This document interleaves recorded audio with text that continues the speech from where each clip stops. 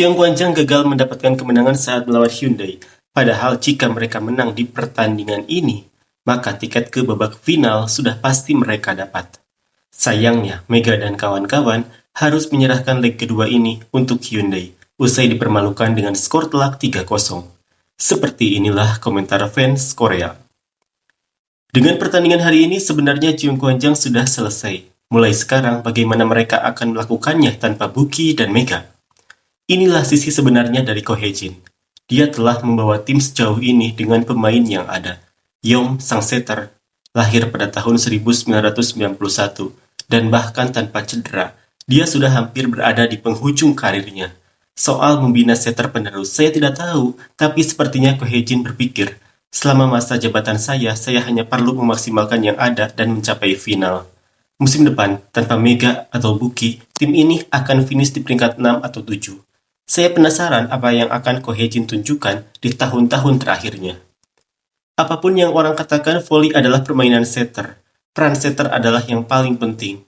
Dan kehilangan Yom Hae-shon berarti Jiang Guanzhang tidak bisa mencapai final. Tapi siapa tahu, jika Yom Hae-shon kembali bermain, masih ada harapan.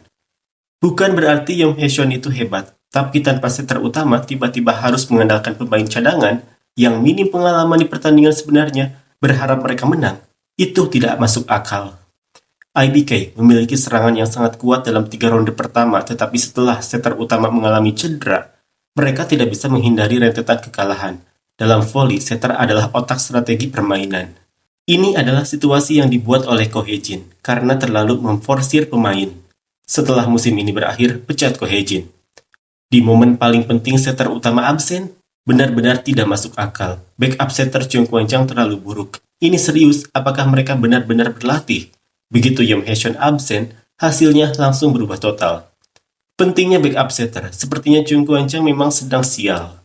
Dua setter Jiang Guanzhang sudah berlatih sebagai setter selama lebih dari 10 tahun, tapi bahkan tidak bisa mengangkat toss dengan benar. Pemain seperti itu sebaiknya segera pensiun saja. Mereka cuma jadi beban. Aduh, benar-benar menyebalkan.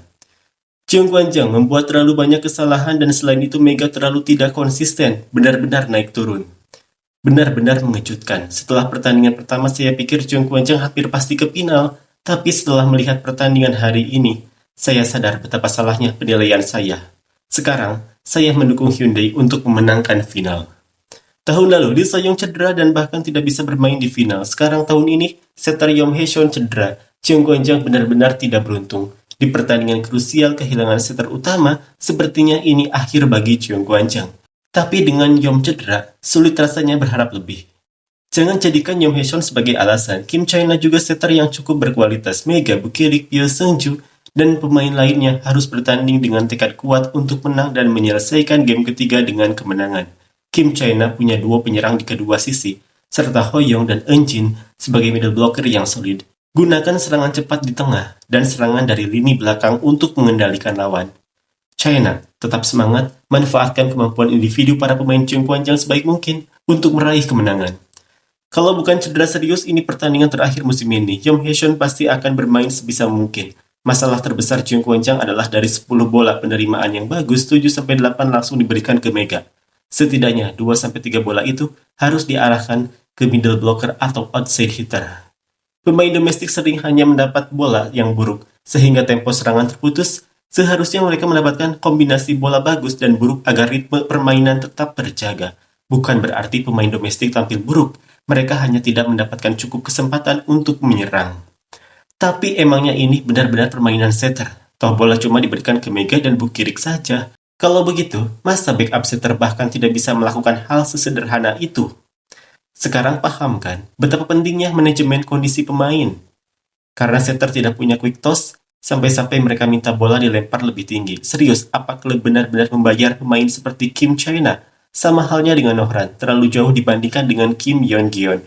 Dari 7 tim, dia mungkin libero terburuk. Ini pertandingan yang benar-benar menunjukkan betapa pentingnya Yom Hae-shon sebagai setter, dan kenapa Lee Sun-woo tidak dimainkan. Seperti yang sudah diprediksi banyak penonton, tim ini siap kalah hingga 3 ronde maksimal. Jadi apa yang bisa dilakukan sekarang?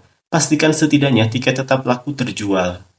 Dari 100% peluang ke final, kini jadi 0%. Itulah Jiang Guanzhang. Mereka terlalu terlena dengan kemenangan di game pertama. Tapi inilah batas mereka. Selama Jeong Kwan-chang masih mengandalkan pemain seperti Nohran, Pyo Seung-ju, dan Lee Sun-woo, jangan pernah bermimpi finish di posisi kedua. Final akan menjadi milik Hyundai dan Hankook. Setter nomor 1 tim nasional absen, semoga cepat pulih. Masalahnya bukan sekedar absennya Yong Hae-seon, tetapi keputusan untuk lebih mengandalkan Kim Choi-na daripada An Ye-rim. Banyak keputusan Ko Hae-jin dalam menurunkan pemain sulit untuk dipahami. Masalah terbesar Jeong Kwan-chang adalah mereka tim dengan penerimaan dan pertahanan terburuk. Di tim yang penerimaannya buruk, hampir tidak ada setter yang bisa bertahan. Yong Hae-seon saja hanya bisa bertahan sejauh ini karena dia memang setangguh itu. Duet Bukirik dan Mega harus meledak bersama agar kapten bisa kembali memimpin tim. Sementara itu, Moma dari Hyundai bermain luar biasa dan Jion benar-benar menjadi kunci kemenangan. Saya menantikan pertandingan berikutnya dari kedua tim. Semangat! Masalahnya begitu Mega terjebak oleh blok lawan, Jeong Kwan-chang langsung runtuh. Bagaimanapun Hyundai adalah tim dengan blok yang kuat. Di game pertama, strategi Kang Sang-young gagal karena terlalu fokus pada serangan, sehingga baik blok maupun pertahanan tidak berfungsi. Yang paling fatal adalah momen di set pertama saat Hyundai sudah mencapai 22 poin. Moma melakukan kesalahan servis, sementara Mega justru mencetak ace. Itu yang jadi faktor penentu. Jika Hyundai memenangkan set pertama, mereka mungkin akan memenangkan pertandingan. Meskipun skor akhir 3-0 di game pertama. Pertandingannya sebenarnya sangat ketat. Di game kedua, Jeong Kwan-chang benar-benar hancur. Game ketiga, Hyundai lebih diunggulkan. Statistik yang mengatakan tim yang menang di game pertama biasanya menang di seri ini sepertinya akan terpatahkan.